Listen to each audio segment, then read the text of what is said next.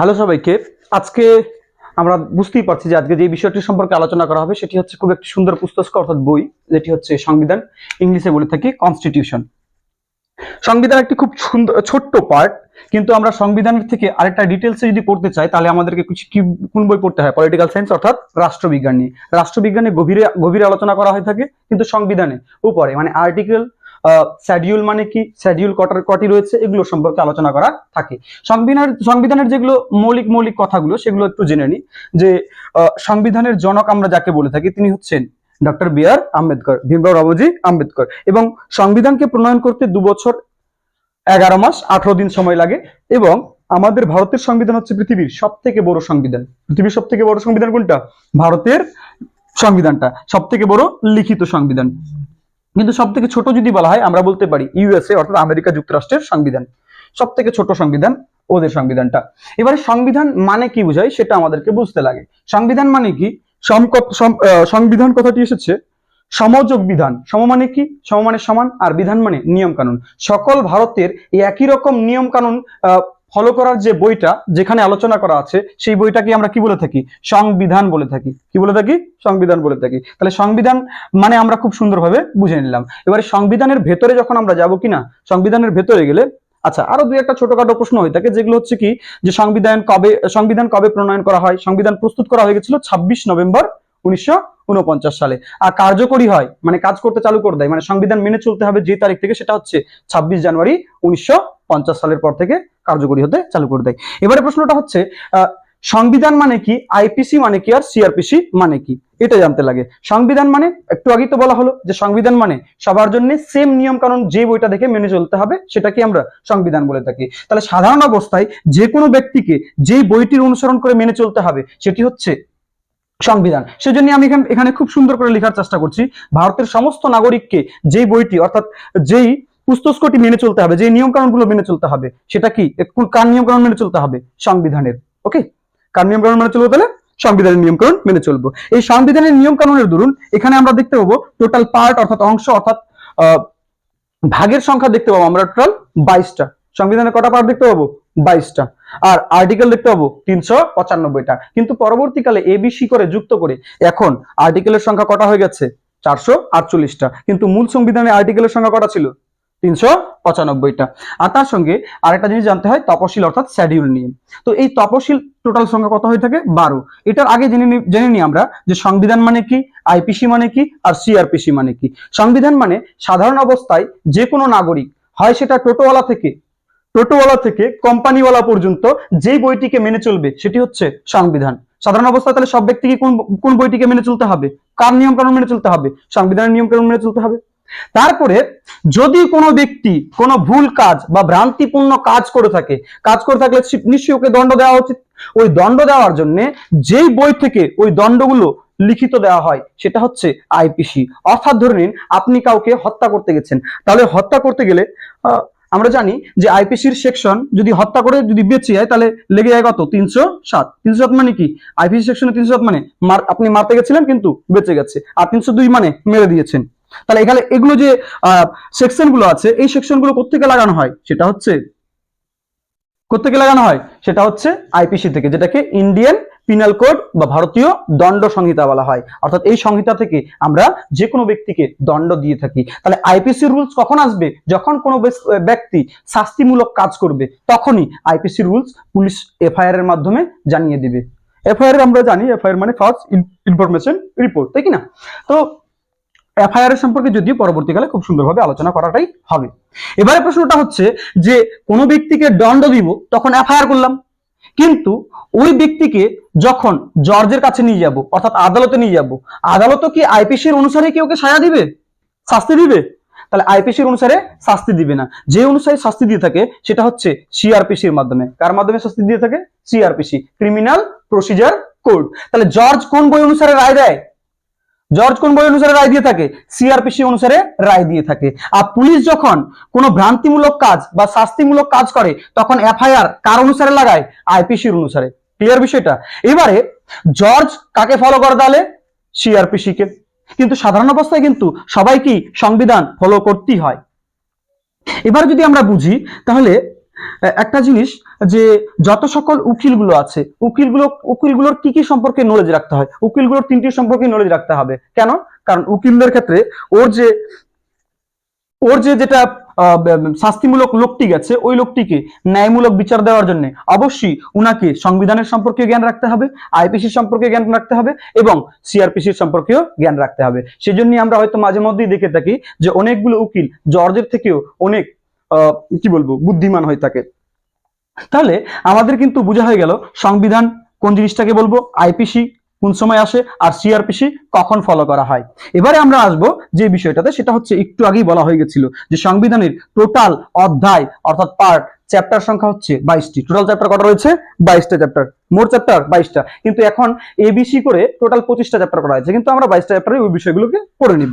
আর ওর ভেতরে পেজ সংখ্যা অর্থাৎ আর্টিকেল কটা আছে? 395টা। 395টা আর্টিকেল মনে রাখা কোনো ব্যাপারই না, আপনারা খালি কন্টিনিউ ভিডিওটিকে দেখতে যাবেন, কোনো সমস্যায় দাঁড়াবে না।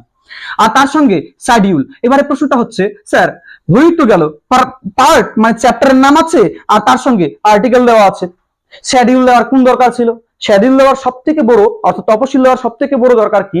ধরে নিন আপনি যখন সংবিধানের কোনো পার্টকে চেঞ্জ করবেন বা কোনো আর্টিকেলকে চেঞ্জ করবেন, ধরে নিন আপনি 312 নম্বর আর্টিকেলকে চেঞ্জ করবেন বা অন্য কোনো একটি আর্টিকেলকে চেঞ্জ করবেন, তো যখন আর্টিকেলকে চেঞ্জ করবেন কিনা, তো আর্টিকেলকে চেঞ্জ করলে অবশ্যই ওই আর্টিকেলটি কোনো না কোনো পার্টের মধ্যে পড়বে।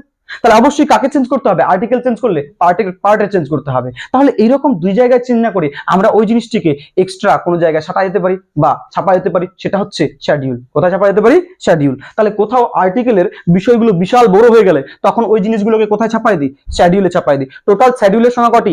12টি। টোটাল শিডিউলের সংখ্যা 12টি। তফসিলের সংখ্যা কটি? 12টি। কিন্তু মূল যখন সংবিধান প্রণয়ন করা হয়েছিল তখন কিন্তু শিডিউলের সংখ্যা ছিল 8টি। কটি ছিল? 8টি। কিন্তু এখন করা হয়েছে কটি? 12টি। এবারে এই জিনিসটা সংবিধানে ঢোকার আগে আমাদেরকে যে যে বিষয়গুলো জেনে নিতে হয় সেটা হচ্ছে কি, একটা হচ্ছে সংশোধন। আপনারা কিন্তু এখনই সংশোধন নিয়ে প্রশ্ন করেন না। অ্যামেন্ডমেন্ট বা সংশোধন মানে কি? সংশোধন মানে যখন সংবিধানের নতুন কোনো জিনিস অ্যাড করা হয় বা কোনো সংবিধানের নিয়ম বা আর্টিকেলকে চেঞ্জ করা হয়, ওটাকে কি বলে থাকি? অ্যামেন্ডমেন্ট বা সংশোধন। আরেকটা হচ্ছে প্রস্তাবনা। সংবিধান যখন খুলবো, খোলার পরই যে প্রথম পেজে আমরা দেখতে পাই আমরা ভারতীয় নাগরিক, তো সত্যনিষ্ঠার সঙ্গে সংকল্পবদ্ধ হয়ে বলতে পারি যে এই যে কথাগুলো লেখা থাকে এটাই হচ্ছে ভারতের সংবিধানের প্রস্তাবনা। আর প্রস্তাবনায় কিন্তু সংবিধানের মূল কথা অর্থাৎ সংবিধানে কি কি লেখা আছে সেটাকে সংক্ষিপ্ত আকারে প্রকাশ কি করে দেয়? প্রস্তাবনা অর্থাৎ প্রিয়াম্বল। সুতরাং প্রস্তাবনাকে অনেকজন ব্যক্তি বা অনেক মহৎ মহৎ লোকগুলো বলেছে যে না, সংবিধানের চাবি হচ্ছে প্রস্তাবনা। আপনারা যদি এইটুকুনি বুঝে নিন তাহলে আমি নেক্সট আলোচনায় যাচ্ছি, আপনারা পারলে এই বিষয়টিকে স্ক্রিনশট করতে পারেন। তাহলে একটু আগেই আমাদের আলোচনা করা যেটা হলো সেটা হচ্ছে সংবিধানকে, যে সংবিধান মানে সমবিধান, মানে সবার জন্য সেম নিয়ম কানুন যে মানে চলতে হবে এই বিষয়টা। তো একটু আগে যে বিষয়গুলো শিখলাম সেটা হচ্ছে কি, টোটাল পার্ট হচ্ছে 22টা রয়েছে আর টোটাল আর্টিকেল সংখ্যা 395টা। আর্টিকেলকেই আমরা ধারা বলে থাকি এবং পার্টকে অংশ বা খণ্ড বলে থাকি। ওকে, এবারে আর শিডিউল সংখ্যা তো একটু আগে বলা হলো, যদিও আমি আরেকবার বলে দিচ্ছি রিক্যাপের জন্য। শিডিউলের সংখ্যা টোটাল কটা রয়েছে? 12টা, যেটাকে আমরা তফসিল বলে থাকি। এবারে প্রশ্নটা হচ্ছে আমাদের এইখানেই ব্যাপারটা বুঝতে পারি না যে পার্ট বিষয়টা কাকে বোঝাচ্ছে আর আর্টিকেল বিষয়টা কাকে বোঝাচ্ছে। সেই জন্য আমি একটি সুন্দর উদাহরণের মাধ্যমে বোঝানোর চেষ্টা করছি। আপনারা যদি এই জিনিসটাকে বুঝে নেন কিনা, হয়তো সংবিধান নিয়ে পড়াটা নিয়ে আমাদের আর সমস্যাটা দাঁড়াবে না। সুতরাং আমরা বুঝিয়ে নি না। আচ্ছা, একটা খুব সুন্দর বইয়ের উদাহরণ দিই, যেটা হচ্ছে ম্যাথের খুব উল্লেখ্য একটি বই, খুব প্রচলিত একটি বই, সুবীর দাসের বই। ওকে, এই সুবীর দাসের যে বইটা আছে, এই বইটাতে আমি ধরে নিলাম যে টোটাল চ্যাপ্টার রয়েছে 45টি। টোটাল চ্যাপ্টারের সংখ্যা কত ধরে নিলাম? 45টা। এটাকেই যখন আমরা সংবিধানের সঙ্গে তুলনা করব, তাহলে টোটাল চ্যাপ্টার এখানে ম্যাথে কটা রয়েছে? 45টা। সংবিধানের ক্ষেত্রে যতগুলো পার্ট ওটা কি আমরা চ্যাপ্টারের সঙ্গে তুলনা করতে পারি। অর্থাৎ সংবিধান কটা রয়েছে? সংবিধানের পার্টের সংখ্যা কটা? 22টা। আর ম্যাথের ক্ষেত্রে চ্যাপ্টারের সংখ্যা কটা? 45টা। অর্থাৎ তাহলে আমরা বলতে পারি যে সংবিধানের চ্যাপ্টার সংখ্যা 22টা। সেই জন্য আমি লিখে দিয়েছি এখানে 22টি, সরি চ্যাপ্টার। ওকে, এবারে চ্যাপ্টারের মধ্যে আবার first chapter, second chapter, third chapter রয়েছে কিনা। তো প্রথম যে চ্যাপ্টারটা রয়েছে, প্রথম চ্যাপ্টারটা যে রয়েছে, ওই প্রথম চ্যাপ্টারে আবার নির্দিষ্ট পেজ থাকবে কিনা। যেরকম 1 নম্বর চ্যাপ্টারে রয়েছে কি বাস্তব সংখ্যা ধরে নিন 1 থেকে চালু করে 20 পর্যন্ত পেজে রয়েছে কিনা। সেম ভাবেই আমরা যখন এই জিনিসটিকে সংবিধানে উল্লেখ করব বা সংবিধানে আলোচনা করব, ওটাকে আমরা কি বলবো তাহলে? First part. কারণ কি সংবিধানের চ্যাপ্টারকে কি বলা হয়? পার্ট বলা হয়। তাহলে ফার্স্ট পার্টের, হ্যাঁ, তাহলে পেজ সংখ্যা, কোন সংখ্যা বলছি আমি? পেজ সংখ্যা, পেজ নাম্বার। তাহলে পেজ নাম্বার, এই পেজ নাম্বারকে এখানে যার সঙ্গে তুলনা করতে পারি সেটা হচ্ছে আর্টিকেল। কার সঙ্গে তুলনা করতে পারি? আর্টিকেল। যেরকম ধরে নিন ফার্স্ট চ্যাপ্টারে অঙ্কতে কটা ছিল? 1 থেকে 20 পর্যন্ত পেজ। সেম সংবিধানের 1 নাম্বার পার্টে পেজ নাম্বার কত থেকে কত পর্যন্ত আছে? 1 থেকে চালু করে 4 পর্যন্ত আছে, যেটাকে আমরা আর্টিকেল বা ধারা বলে থাকি। ক্লিয়ার বিষয়টা? তাহলে আমরা এখন যদি পড়ি যে পার্ট আর আর্টিকেল, তাহলে পার্টেরই ভেতরের একটা অংশ হচ্ছে কি? আর্টিকেল। পার্টেরই ভেতরের একটা অংশ আর্টিকেল। চ্যাপ্টারের ভেতরে কি রয়েছে? পেজ রয়েছে, তাই কি না? সেম ভাবে পার্টের ভিতরেই আর্টিকেল। এবার দেখতে পাচ্ছি পার্ট 22টা আছে, আর্টিকেল 395টা আছে। একদিনের ক্লাসে তো করা মুশকিল, কারণ প্রত্যেকটা পার্টের ভিতরে আর্টিকেল গুলো পড়তে হবে।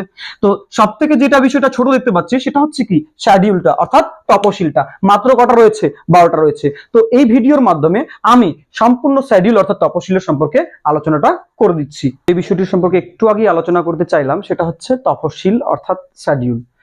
প্রারম্ভে শিডিউলের সংখ্যা ছিল টোটাল 8টি। প্রারম্ভে শিডিউলের সংখ্যা টোটাল 8টি, কিন্তু এখন বৃদ্ধি পেয়ে কটি হয়ে গেছে? 12টি হয়ে গেছে। এবারে এক এক করে আমরা প্রত্যেকটা তপশিলকে বুঝে নিই। তপশিল নাম্বার 1-এ কি বলা হয়েছে? তপশিল নাম্বার 1-এ বলা হয়েছে ভারত রাজ্যের সংঘ। India is a state union. Bharat রাজ্যের সংঘ। আমাদের ভারতের টোটাল রাজ্য সংখ্যা, বর্তমানে রাজ্য সংখ্যা 28টি এবং ইউনিয়ন টেরিটরি, যেটাকে আমরা বলে থাকি কেন্দ্রশাসিত অঞ্চল, কেন্দ্রশাসিত অঞ্চলের সংখ্যা 8টি। এই বিষয়গুলো সম্পর্কে পুঙ্খানুপুঙ্খিতভাবে আলোচনা করা হবে। আমি রিসেন্ট কয়েকদিনের মধ্যে ম্যাপ ক্লাস আনবো, সেই সময় আলোচনা করা হবে। তো এবারে আমাদের দেশটা কি রয়েছে? ইউনিয়ন। আমাদের দেশটা কি? ইউনিয়ন অর্থাৎ সংঘ। এবারে দেশ 3 রকমের হতে পারে। দেশ ক রকমের হতে পারে? 3 রকমের হতে পারে। স্যার কি কি 3 রকমের হতে পারে? 1 নাম্বার হচ্ছে কি? কোফেডারেশন, ফেডারেশন আর ইউনিয়ন। দেশ তাহলে ক রকম ভাবে গঠিত হতে পারে? 3 রকম ভাবে হতে পারে। কোফেডারেশন, কোফেডারেশন মানে পরিসংঘ। পরিসংঘ মানে কি? ধরে নিন কোন দেশের একাধিক রাজ্যগুলো যুক্ত আছে। এবারে কোন রাজ্য যদি বের হতে চায়, বের হয়ে যেতে পারে। যদি এরকম বের হয়ে যায়, এই রকমের যদি কোনো চুক্তি থাকে, ওই রকমের বিষয়টাকে কি বলা হয় থাকে? কোফেডারেশন বলা হয় থাকে, যেটাকে পরিসংঘ বলে থাকি। যেরকম ধরে নিন একটা আমাদের চুক্তি সাউথ এশিয়াতে রয়েছে, যেটাকে আমরা সার্ক বলে থাকি, south Asian association for regional cooperation. Total 8টি দেশ রয়েছে। কি কি? মালদ্বীপ, শ্রীলঙ্কা, ভারত, পাকিস্তান, আফগানিস্তান, নেপাল, ভুটান এবং বাংলাদেশ। এই যে কয়েকটি রাজ্য রয়েছে, এই কয়েকটি যে দেশ রয়েছে, এই কয়েকটি দেশের মধ্যে কোনো এক দেশ যদি বের হতে চায়, তাহলে কোনো লিখিত প্রয়োজন আছে কি? না, বের হতে পারে। তাহলে এই রকমের চুক্তিটাকে কি বলতে পারি? কোফেডারেশন। ওকে, এবারে আমরা জানবো কি ফেডারেশনের সম্পর্কে। ফেডারেশন মানে কি? ফেডারেশন মানেও কিন্তু সংঘ কি বুঝায় এবং ইউনিয়ন মানেও সংঘ কি বুঝায়। এবারে ফেডারেশন মানে বুঝে নি, অর্থাৎ সংঘ মানে বুঝে নি। যখন একাধিক দেশ লিখিত আকারে একে অপরের সঙ্গে যুক্ত থাকবে, বা একাধিক রাজ্য লিখিত আকারে একে অপরের সঙ্গে যুক্ত থাকবে, ওই রকমের দেশগুলোকে ফেডারেশন দেশ বলা হয়। যেরকম ধরে নিন আমরা বলতে পারি এখন যেটা ফেডারেশন দেশের মধ্যে রয়েছে সেটা হচ্ছে আমরা বলতে পারি ইউএসএ। কি রয়েছে? ইউএসএ, আমেরিকা যুক্তরাষ্ট্র। এবং এই ফেডারেশন অর্থাৎ সংঘের মধ্যে ছিল কে? হচ্ছে ইউএসএসআর। কে ছিল? ইউএসএসআর। আমরা জানি যে 1991 সালে ইউএসএসআর ভেঙে টোটাল 15টি দেশে বিভক্ত হয়েছে। কত দেশে বিভক্ত হয়েছে? 15টি দেশে। কি কি? Kazakhstan, Kyrgyzstan, Tajikistan, Turkmenistan, Uzbekistan, Georgia, Armenia, Azerbaijan, আরেকটা কি হচ্ছে মালডোভা, ইউক্রেন, বেলারুশ, রাশিয়া আর এস্টোনিয়া, লাতভিয়া, লিথুয়ানিয়া। টোটাল 15টি দেশে বিভক্ত হয়ে গেছে। তো রিয়ালিতে ওরা কিসে ছিল? ওরা যুক্ত ছিল। কার মাধ্যমে যুক্ত ছিল? ফেডারেশনের মাধ্যমে। কি অনুসারে? লিখিত চুক্তি অনুসারে। ওটা ভেঙে এখন কটাতে পরিণত হয়ে গেছে? 15টা দেশে পরিণত হয়েছে, যার মধ্যে একটা হচ্ছে এখন রাশিয়া। একটা এখন কি? রাশিয়া। পারলাম বুঝতে বিষয়টা? তাহলে আগে তাহলে আরো 15টা দেশের সঙ্গে যুক্ত ছিল। আরেকটা হচ্ছে কি? ইউনিয়ন। ইউনিয়ন বা সংঘ দেশ কোনগুলোকে বলবো? যেসব দেশে একবার একাধিক রাজ্য বা একাধিক দেশ যদি যুক্ত হয়ে যায় আর ভাঙতে পারবে না, অর্থাৎ বিচ্ছেদ হতে পারবে না, ওই রকমের দেশগুলোকে কি বলবো আমরা? ইউনিয়ন অর্থাৎ সংঘ বলবো। যেরকম আমাদের ভারতটা, আমাদের ভারতে কোনো যদি নতুনতম রাজ্য যদি আমাদের ভারতে যুক্ত হয়, তাহলে যুক্ত হওয়ার পর যদি বলে যে আমি ভারত থেকে বিচ্ছেদ হতে চাই, বিচ্ছেদ হতে পারবে কি? না, কারণ আমাদের ভারত কি? একটা ইউনিয়ন দেশ। ওকে, যেরকম সিকিম যুক্ত হয়েছিল 1975 সালের 16 মে। তো সিক্কিম একটা কি যখন আমাদের ভারতে যুক্ত হলো, অবশ্যই আমাদের ভারত যেহেতু ইউনিয়ন দেশ, তাহলে সিক্কিম যদি বেরোতে চায় বেরোতে পারবে? অবশ্যই পারবে না। পারলাম বুঝতে? তাহলে ফেডারেশন বিষয়টা কি, কনফেডারেশন বিষয়টা কি, আর ইউনিয়ন বিষয়টা কি। তাহলে তপশিল এক আমাদের বোঝা হয়ে গেল। এবারে রাজ্যর সংঘ, রাজ্য 28টা রাজ্য, 8টা ইউনিয়ন টেরিটরি, এগুলোর সম্পর্কে কিন্তু ম্যাপে ক্লাসে আলোচনা করা হবে। এবারে যেটা সম্পর্কে আলোচনা করছি সেটা হচ্ছে কি তপশিল 2। তপশিল 2 এ বেতনের কথা বলা হয়েছে। যতগুলি রাজনৈতিক পদ রয়েছে, রাজনৈতিক পদ বলতে আমরা বলতে পারি সাংসদ, বিধায়ক, এমএলএ, এমপি, এগুলোর তো নাম শুনিয়ে আছেন তাই কি না? এমএলএ, এমপি, ক্যাগ মানে কম্পিউটার এন্ড অডিটরি জেনারেল, রাষ্ট্রপতি, প্রধানমন্ত্রী, মুখ্যমন্ত্রী, এদের যে বিভিন্ন রকমের মানে এই যে পদস্থ সম্পন্ন ব্যক্তিগুলো আছে, এদের বেতন কত হবে সেটার সম্পর্কে আলোচনা করা উচিত কিনা? করা উচিত। যেখানে করা উচিত সেটা হচ্ছে তপশিল 2 এ করে নেওয়া হয়েছে। ওকে, যেখানে করা হয়েছে সেটা কোথায়? তপশিল 2 এ। এবারে তপশিল 3 এ আলোচনা করা হয়েছে যার সম্পর্কে, সেটা হচ্ছে শপথ। ওই যে রাজনৈতিক পদ সম্পন্ন ব্যক্তিগুলো আছে, সাংসদ, বিধায়ক, রাষ্ট্রপতি, প্রধানমন্ত্রী, মুখ্যমন্ত্রী, যতগুলি পদ আছে, ক্যাগ, যতগুলি পদ আছে, এরা যে শপথ নিবে, শপথ নেওয়ার তো সবার তো আবার একই শপথ হবে না তাই কি না? যেহেতু সবারই আলাদা আলাদা শপথ হবে, ওই সম্পূর্ণ পদের শপথগুলোর আলোচনা কোথায় করা হয়েছে? শিডিউল 3 এ আলোচনা করা হয়েছে। এর মানে যখন শপথ নেয়, শপথ নেওয়ার সময় দেখবেন যখন দ্রৌপদী মুর্মু সাহেবা যখন করছিল, শপথ নিচ্ছিল, দেখবেন একটা কি যেন দেখছিল। কারণ কি ওখানে দেখা মানে কি, ওটা হচ্ছে তপশিল 3 থেকে উঠে নেওয়া একটা পেজ, যে পেজটা দেখে দেখে বলছিল যে আমরা ভারতের কি কি বলছিল, নিজের পদ অনুসারে বলা হচ্ছিল। আচ্ছা, তাহলে তপশিল 3 আমরা বুঝে নিলাম যে না, এখানে সম্পূর্ণ শপথগুলো সম্পর্কে আলোচনা করা আছে। এবারে তপশিল 4 এ আলোচনা করা হয়েছে যে কোন রাজ্যে রাজ্যসভায় কটা সিট দিতে হবে। টোটাল আমরা জানি সিটের সংখ্যা 250টা তাই কি না? 250টার মধ্যে কোন রাজ্য কটা সিট পাবে এটার সম্পর্কে আলোচনা আমরা কোন তপশিলে পেয়ে থাকি? তপশিল নাম্বার 4 এ পেয়ে থাকি। ক্লিয়ার বিষয়টা? এবারে তপশিল নাম্বার 5 এ যে বিষয়টা সম্পর্কে আলোচনা করা হয়েছে সেটা হচ্ছে এসসি এসটি, মানে যতগুলো নিম্ন জাতি সম্পন্ন আছে, দলিত সমাজের আছে, শিডিউল কাস্ট অথবা শিডিউল ট্রাইব জাতি আছে, এদের সম্পর্কে বিশেষ কিছু প্রাবধান বা বিশেষ কিছু ছাড়ের সম্পর্কে বা বিশেষ বিশেষ সম্পর্কে আলোচনার যে বিষয়টা যেখানে দেওয়া হয়েছে সেটা হচ্ছে তপশিল নাম্বার 5 এ। এবারে হচ্ছে তপশিল নাম্বার 6। তপশিল নাম্বার 6 এ যেটা আলোচনা করা হয়েছে সেটা হচ্ছে উত্তর পূর্ব ভারতের যতগুলো পিছিয়ে পড়া রাজ্য আছে। এখন উত্তর পূর্ব ভারত প্রচন্ড একটি ভালো অবস্থায় আমরা দেখতে পাচ্ছি, কিন্তু 1971-71 সময় কিনা খুবই নক্সালাইট প্রকৃতির এরিয়া ছিল, দিমাপুর এরিয়াটি প্রচন্ড খারাপ এরিয়া ছিল। তো এখন আমরা দেখতে পাচ্ছি যে না, একটু উন্নত মানের হয়েছে। আগে কিন্তু খুবই পিছন দিকের রাজ্য ছিল, মানে অর্থনৈতিক দিক থেকে এবং চারদিক থেকে ছিল। তো ওর জন্যই কিছু কিছু রাজ্য ছিল যাদেরকে পিছন দিক থেকে সামনের দিকে এগিয়ে নিয়ে আনার জন্য ওদেরকে তপশিল নাম্বার 6 এ বিশেষ ছাড় বা বিশেষ প্রাবধানের সম্পর্কে আলোচনা করা হয়েছিল। কোন কোন রাজ্যগুলিকে? একটি হচ্ছে আসাম, অপরটি হচ্ছে মেঘালয়, আরেকটি হচ্ছে ত্রিপুরা, আরেকটি হচ্ছে মিজোরাম। তাহলে আসাম, মেঘালয়, ত্রিপুরা, মিজোরাম এই কয়েকটি রাজ্যকে বিশেষ ছাড় দেওয়া হয়েছে। কত নম্বর তপশিলে ওটা আলোচনা করা হয়েছে? তপশিল নাম্বার 6। এটাকে আমরা খুব সিম্পলি মনে রাখতে পারি আম তুম। গান তো শুনছেনি তাই কি না? তো আমি 1 থেকে চালু করে তপশিল 6 পর্যন্ত আলোচনা করে দিলাম। টোটাল তপশিল কটা রয়েছে? 12টা। 12টার মধ্যে আমাদের আলোচনা কটা হয়ে গেল? 6টা তাই কি না? আর তাহলে কটা পড়ে থাকে? 6টা। তো 6টি তপশিলের সম্পর্কে আমাদের জানা হয়ে গেলে এখন যে তপশিলটি পড়বো সেটাই হচ্ছে 7 নম্বর তপশিল। ওকে, 7 নম্বর তপশিলটি হচ্ছে খুবই মহত্বপূর্ণ একটি তপশিল। কারণ হচ্ছে এখানে আমাদের সম্পূর্ণ ভারতের যে শক্তিগুলো রয়েছে, সম্পূর্ণ শক্তিগুলোকে বিভক্ত করা হয়েছে, যেটাকে শক্তির বিভাজন তালিকা বলে থাকি। শক্তির বিভাজন তালিকা সাধারণত 3 রকমের হয়ে থাকে। একটা হচ্ছে কি, যখন যে শক্তিগুলো কেন্দ্র সরকারের হাতে আছে ওই সমস্ত শক্তিগুলোকে কেন্দ্র তালিকায় রাখা হয়েছে বা নথিভুক্ত করে রাখা হয়েছে। আরেকটা হচ্ছে কি, রাজ্য তালিকা। রাজ্য তালিকায় কাদেরকে নথিভুক্ত করে রাখা হয়েছে? যে সমস্ত শক্তিগুলো রাজ্যের হাতে থাকবে সেই সমস্ত শক্তিগুলোকে কি বলবো? রাজ্য তালিকার শক্তি। আচ্ছা, আরেক ধরনের শক্তি হয়ে থাকে যেটা হচ্ছে যৌথ তালিকা। যৌথ তালিকা মানে কি? এই রকমের শক্তি যেটা কেন্দ্র তালিকা অর্থাৎ কেন্দ্র সরকার এবং রাজ্য সরকার দুইজনের দ্বারাই নিয়ন্ত্রিত হবে, সেটাকে আমরা যৌথ তালিকার মধ্যে রেখেছি। কিন্তু যৌথ তালিকা বিষয়টা অনেকটা হচ্ছে বাড়ির বাবা আর মায়ের মতো ঘটনাটা দাঁড়ায় যায়। বাবা যতই বিশুদ্ধ বলুক না কেন, মা যদি একবার জোরে বলে দেয় তাহলে মায়েরটাই ঠিক হয়ে যায়। তো এখানে যদি আমরা কেন্দ্র সরকারকে বাবা ধরি, মা ধরি, আর রাজ্যকে যদি বাবা ধরি কিনা, তো বাবা যাই বলে দিক না কেন, লাগু তো ওই নিয়মটাই হবে যেটা মা বলবে, ঠিক কিনা? তাহলে যৌথ তালিকার মধ্যে যেসব বিষয়গুলো আছে, যদি কোনো সময় রাজ্যের তালিকার শক্তির লোকগুলো, মানে শক্তি সম্পন্ন রাজনৈতিক পদস্থ লোকগুলো যদি বলে যে আমরা এটা করব, সেই ডিসিশনটা তখনই মানে নিয়ন্ত্রিত বা ভালোভাবে হয়ে থাকবে যখন কেন্দ্র তালিকা সেটাকে ডিসিশন দিয়ে থাকবে। তাহলে এবারে আমাদের বুঝতে হবে যে কেন্দ্র তালিকায় কোন কোন শক্তিগুলোকে দেওয়া হয়েছে, রাজ্য তালিকায় কোন কোন শক্তিগুলোকে দেওয়া হয়েছে, আর যৌথ তালিকায় কোন কোন শক্তিগুলোকে দেওয়া হয়েছে। এবারে এরকম 100-150-র মতো তো শক্তির আলোচনা এখানে করা যাবে না, আমি সিম্পল দু একটা এক্সাম্পলের মাধ্যমে বুঝাই দিচ্ছি।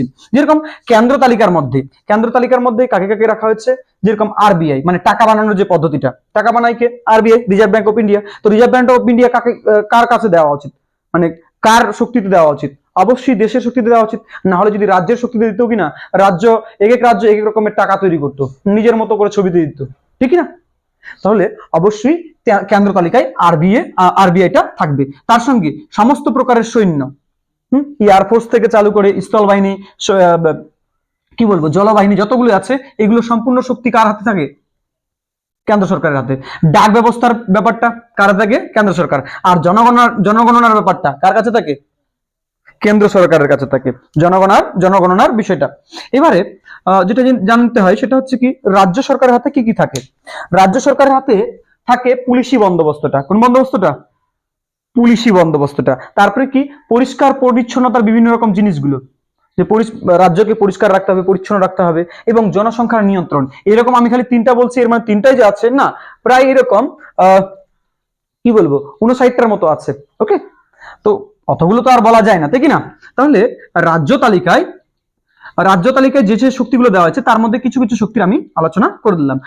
আর কিছু কিছু শক্তি, যে শক্তিগুলো কেন্দ্র সরকারের দ্বারাও নিয়ন্ত্রিত হবে, আবার রাজ্য সরকারের দ্বারাও নিয়ন্ত্রিত হবে, কিন্তু বেশিরভাগ কার্যকরী কার কথাটা হয়ে থাকে? কেন্দ্র সরকারের কথাটা হয়ে থাকে, তাই কি না? তাহলে যৌথ তালিকার মধ্যে কাকে কাকে রাখা হয়েছে? একটা হচ্ছে শিক্ষাকে, আর অপরটা হচ্ছে নদীকে। এর মানে শিক্ষাকে প্রোগ্রেস করাটা, মানে উপর দিকে ওঠানোটা, গ্রোথ করাটা, অর্থাৎ বৃদ্ধি করাটা দায়িত্ব কার থাকে? যেরকম ভাবে কেন্দ্র সরকার থাকে সেরকম ভাবেই রাজ্য সরকারেরও থাকে। ওকে, সেম ভাবে নদীও রয়েছে কার মধ্যে? যৌথ তালিকার মধ্যে রয়েছে। ক্লিয়ার, বুঝতে পারলাম? এবারে আরো কি রয়েছে? আরো হচ্ছে যেরকম ধরে নিন সংরক্ষিত বনাঞ্চল, বন নিয়ে একসময় বিশাল ঝামেলা হয়েছিল যে কে রাখবে, কেন্দ্র তালিকায় থাকবে না রাজ্য তালিকায় থাকবে বনগুলো, বিভিন্ন রকমের বনগুলো হয়ে থাকে কিনা, জাতীয় উদ্যান, অভয়ারণ্য, এই সমস্ত জিনিসগুলো। তো এগুলোকে কিনা অনেকগুলো জিনিস আছে অভয়ারণ্য, জাতীয় উদ্যানের মধ্যে, যেগুলোকে শেষমেশ রাখা হয়েছে কোথায়? যৌথ তালিকার মধ্যে। মানে কি, রাজ্য সরকারেরও শক্তি থাকবে ওখানে, আর কেন্দ্র সরকারেরও শক্তি থাকবে, দুইজনকেই নিয়ন্ত্রণ করাতে হবে। আচ্ছা, এবারে যেটা আলোচনার বিষয় হচ্ছে সেটা হচ্ছে কি, তপশিল নাম্বার 8। এই তপশিল নাম্বার 8-এ বলা হয়েছে ভারতের ভাষার সম্পর্কে। কিসের সম্পর্কে? ভাষার সম্পর্কে। এবার দেখতেই পাচ্ছেন আমাদের ভারত টোটাল 28টি রাজ্যের সমন্বয় তৈরি, এবং তার সঙ্গে যেটা রয়েছে সেটা হচ্ছে কি, যে বিভিন্ন রাজ্যে যাবেন ভাষার বিভিন্ন রকমের পরিবর্তন হয়ে থাকে, দেখি না? দেখবেন পশ্চিমবাংলায় যদি আসেন তো বাংলা বলে থাকে, বিহারে যাবেন বিহারি অর্থাৎ হিন্দি ভাষা বলে থাকে, দক্ষিণে গেলে তামিলনাড়ুতে গেলে তামিলি ভাষা বলবে। তো বিভিন্ন রাজ্যতে বিভিন্ন রকম ভাষা দিয়ে থাকে। এবার তাহলে একাধিক ভাষা স্বীকৃতি প্রাপ্ত করা উচিত কিনা, সেজন্যই টোটাল 22টি ভাষাকে আমাদের ভারতে স্বীকৃতি প্রাপ্ত করা হয়েছে। টোটাল 22টি ভাষার আলোচনা আমরা ম্যাপ ক্লাসের বিষয়ে আলোচনা, মানে ম্যাপ ক্লাস যখন করব তখন আলোচনাটা করে নিব যে টোটাল 22টি ভাষা কি কি। এবারে তপশিল নাম্বার 9। তপশিল নাম্বার 9-এ যে বিষয় সম্পর্কে আলোচনা করা হয়েছিল সেটা হচ্ছে ভূমি সংস্করণ নিয়ম। ভূমি সংস্করণ নিয়ম মানে কি, ভারত যখন স্বাধীন লাভ করার পর অনেক জমিদার এবং অনেক রাজবংশীর লোক ছিলই, ঠিক কিনা? তাহলে ওদের কাছে অনেক জমি থেকে যাচ্ছে কিনা। তো ভারতে যখন সংবিধান কার্যকরী হলো 1950 সালের 26শে জানুয়ারি, ওর পরবর্তীকালে দেখলো যে না, আমাদেরকে জমির বন্দোবস্তটাকে একটু চেঞ্জ করতে হবে। ওকে, তো জমির বন্দোবস্তটা চেঞ্জ করা মানে কি, যার কাছে অনেকগুলো জমি আছে সেই জমিগুলো সরকার নিয়ে নিবে, এরকম টাইপের একটা বন্দোবস্ত ব্যাপার আসছিল, ঠিক না? আমরা হয়তো শুনেছি। তো এই সময় সেই জন্য আমরা হয়তো শুনেছি একটা জিনিস যে অনেকগুলো জমি বলে পাট্টা হয়ে গেছিল। তো পাট্টা হওয়ার মিনিংসটা কি বোঝায়, যে যখন জমিদারগুলোর একাধিক জমি ছিল কিনা, আর একটা নিয়ম তৈরি করে দিয়েছিল, কোটা তৈরি করে দিয়েছিল যে না 20 বা 25 বিঘার বেশি কোনো লোক জমি রাখতে পারবে না। তো এবারে কোনো ব্যক্তি যদি 50 বিঘা থাকে তাহলে ওকে জমিগুলো বাট করে দিতে হবে কিনা। যখন কোনো ব্যক্তি ঠিকঠাক বাট করতে পারতো না সেই জমিগুলোই পাট্টা হয়ে যেত। কি হতো? পাট্টা, যেটাকে আমরা খাস বলে থাকি। তো তাহলে আমাদেরকে জিজ্ঞেস করে থাকে এখান থেকে যে ভারতের সংবিধান প্রণয়নের ঠিক পরের বছর মানে 1951 সালে যে সংশোধনীটা করা হয়েছিল সেটা হচ্ছে ভারতের প্রথম সংশোধনী, সংবিধানের প্রথম সংশোধনী। তাহলে ভারতের প্রথম সংশোধনী কোনটা ছিল? ভূমি সংস্করণ নিয়মটা। এবারে যেটা পড়বো সেটা হচ্ছে কি তপশিল নাম্বার 10। তপশিল নাম্বার 10-এ কি বলা হচ্ছে? দল বিরোধী নিয়ম। কোন জয়ী প্রার্থী বা বিজয়ী প্রার্থী যদি কোনো চিহ্ন নিয়ে ভোটে দাঁড়ায়, ভোটে দাঁড়ার পর যদি জয়ী হয়ে যায়, জয়ী হওয়ার পর ওরা একদল থেকে একদল মানে ওই জয়ী প্রার্থী একদল থেকে অপর দলে যেতে পারবে না। এই আইনটিকে 52তম সংশোধনীর মাধ্যমে যুক্ত করা হয় সংবিধানে 1985 সালে, অর্থাৎ রাজীব গান্ধীর সময়। এর আগে কিন্তু জয়ী প্রার্থী দল ত্যাগ করতে পারতো, যে নিয়মটাকে আমরা অ্যান্টি ডিফেকশন ল বলে থাকি। এটা সংবিধান যখন পড়বো কিনা, ডিটেলসে যখন ঢুকবো কিনা, তখন কিন্তু এর সম্পর্কে আলোচনাটা আরো ডিটেলসে করতে হবে যে কোন সময় জয়ী প্রার্থী এক দল থেকে অন্য দলে যেতে পারে, যখন 66% হচ্ছে ভোট থাকবে মানে যতগুলো জয়ী প্রার্থী হয়। এবারে নেক্সট যেটা সম্পর্কে আলোচনা করা হয়েছে সেটা হচ্ছে তপশিল নাম্বার 11। তপশিল নাম্বার 11, তপশিল নাম্বার 11-তে কার সম্পর্কে আলোচনা করা হয়েছে? পঞ্চায়েত বন্দোবস্ত সম্পর্কে আলোচনা করা হয়েছে। কার সম্পর্কে? পঞ্চায়েতি বন্দোবস্ত। সারা ভারতে পঞ্চায়েত যে লাগু করা হয় কিনা 1993 সালে, আইনটি পাস করা হয় 1992 সালে, এবং সারা ভারতে পঞ্চায়েতি বন্দোবস্ত আনা হয় তাহলে কত সালে? 1993 সালে 73তম সংশোধনীর মাধ্যমে। কততম সংশোধনীর মাধ্যমে? 73তম সংশোধনীর মাধ্যমে। আমাদের ভারত একটা হচ্ছে গ্রামতান্ত্রিক দেশ বলতে পারি আমরা, দেখি না? তো যেহেতু ভারত গ্রামতান্ত্রিক দেশ, তাহলে অবশ্যই গ্রামের কোনো একটা যদি দুঃখ বা কোনো একটা যদি প্রবলেম হয়, সেটা খবরের কাছে মানে মানে কি বলবো, রাজ্য সরকার বা কেন্দ্র সরকারের কাছে পৌঁছাতে সরাসরি আমরা পারি না, তাই কি না? তো যেহেতু পারি না, এর জন্য একটা খুব সুন্দর সিস্টেম তৈরি করা উচিত কিনা। এর জন্যই গান্ধীজি অনেক খাটাখাটনি করছিলেন, কিন্তু এর বিরোধী ছিল কে? এর বিরোধী ছিলেন doctor B.R.. Ambedkar. B.R.. Ambedkar বলছিলেন যে না, যখনই গ্রামে পঞ্চায়েতি বন্দোবস্ত দেওয়া হবে, পঞ্চায়েতি বন্দোবস্ত দেওয়া হলেই গ্রামেও মারপিট দাঙ্গা হাঙ্গামা চলতে থাকবে। তো এর বিরোধী ছিল ডক্টর বি.আর. আম্বেদকর, আর সপক্ষ ছিল কে? গান্ধীজি। তো পরবর্তীকালে এটাকে আমরা ডিপিএসপির মধ্যে রেখে দিয়েছিলাম। তো পরে যখন টাকা হয় ভারতে, তখন পঞ্চায়েতি বন্দোবস্ত 1993 সালে আনা হয়েছিল। তাহলে প্রথম টেস্ট করার জন্য এক জায়গায়, অর্থাৎ রাজস্থানের নাগর নামে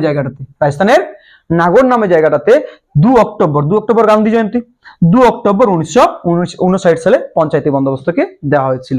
তাহলে পঞ্চায়েতি বন্দোবস্তটা আমরা খুব সুন্দর করে বুঝে নিলাম, তাই না? তো পঞ্চায়েতি বন্দোবস্তের ক্ষেত্রে আমরা যখন পঞ্চায়েতি বন্দোবস্ত পড়বো তখন ডিটেলস পড়তে হয় যে ত্রিস্তরীয় পঞ্চায়েতি বন্দোবস্ত কি, দ্বিস্তরীয় পঞ্চায়েতি বন্দোবস্ত কি। এবার দেখেন, যদি পঞ্চায়েতি বন্দোবস্ত না আসতো কিনা অনেক কিছু ঝামেলা হতো। যেরকম ধরুন একজন গ্রামের একটা মনে উঠা প্রশ্ন, সেই প্রশ্নটা কিনা কলকাতা এতে দম ছেড়ে যেত, তাই কিনা? তো পঞ্চায়েতি বন্দোবস্ত করা মানে রাজনৈতিক বন্দোবস্তটাকে ডিসেন্ট্রালাইজ করা হয়েছে। কি করা হয়েছে? ডিসেন্ট্রালাইজ করা হয়েছে। ডিসেন্ট্রালাইজ করলে শক্তিটা কি হবে? আস্তে আস্তে করে যতগুলি উন্নত পদস্থ লোক থাকবে, যেরকম ধরেন সাংসদ, বিধায়ক, এরা কিনা এদের শক্তিটা তুলনামূলক কমে যাচ্ছে কিনা। যখন আমরা কি করলাম, ধরে নিন যে মুখ্যমন্ত্রী থেকে আমরা ধরে নিলাম যে বিধায়কের পর ছোট্ট ছোট্ট অংশদের যদি চলে আসি, ব্লকের ক্ষেত্রে চলে আসি, ব্লকের ক্ষেত্রে আরো ভেতরে চলে আসি, তাহলে পঞ্চায়েত চলে আসে। তাহলে আমরা শক্তিটাকে কি করছি? বিভাজন করলে প্রশ্নগুলো সরাসরি মানে গরিব দুঃখীদের মানে নিম্ন স্তরের মানুষদের প্রশ্নগুলো সরাসরি সরকারের কাছে পৌঁছাতে পারে। এবার নেক্সট যেটা আলোচনা আছে সেটা হচ্ছে তপশিল নাম্বার 12, যেটা মিউনিসিপ্যালিটি সম্পর্কে আলোচনা করা হয়েছে। মিউনিসিপ্যালিটিতে যেই ঘটনাটা ঘটে থাকে, মিউনিসিপ্যালিটিতে দেখবেন যে ওয়ার্ড হিসাবে বিভক্ত করা থাকে, এবং ওয়ার্ডের যদি কোনো অসুবিধা হয়ে থাকে তো ওয়ার্ডের মেম্বারের কাছে গিয়ে বলতে হয় এবং মেম্বার সেটার মেরামতি করে দেয়। এই ছিল আমাদের 1 থেকে চালু করে 12 পর্যন্ত তপশিল। আপনারা যদি সম্পূর্ণটি বুঝে নিতে পারেন তাহলে আপনারা কমেন্ট সেকশনে আপনাদের মনে কি প্রশ্ন উদ্ভূত হচ্ছে সেটির সম্পর্কে কমেন্ট সেকশনে বলতে পারেন।